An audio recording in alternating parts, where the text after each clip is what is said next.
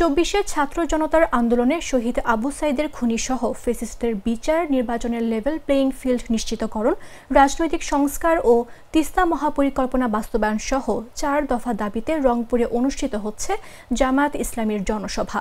শুক্রবার বেলা ৩টায় ঐতিহ্যবাহী রংপুর জেলা স্কুল মাঠে এই জনসভা শুরু হয়। প্রায় দেড় যুগ পর রংপুরে জামায়াতের এই জনসভা ঘিরে ঢল নেমেছে মানুষের। জেলা স্কুল মাঠ পূর্ণ হয়ে জনস্রোত পৌঁছে গেছে প্রধান সড়ক সহ আশপাশের এলাকাগুলোতে। এর আগে সকাল থেকে বিভাগের বিভিন্ন প্রান্ত হতে নেতাকর্মীরা জনসভাস্থলে আসতে শুরু করেন। দুপুরে মাঠে জুমার নামাজ আদায় করেন জনসভায় আসা মানুষ। নামাজে ইমামতি করেন জামায়াতে ইসলামীর উলামা বিভাগের রংপুর জেলার সভাপতি অধ্যাপক মাওলানা নুরুল আমিন। বিভাগীয় এই জনসভায় প্রধান অতিথি হিসেবে উপস্থিত আছেন জামায়াতে ইসলামীর আমির ডক্টর শফিকুর রহমান।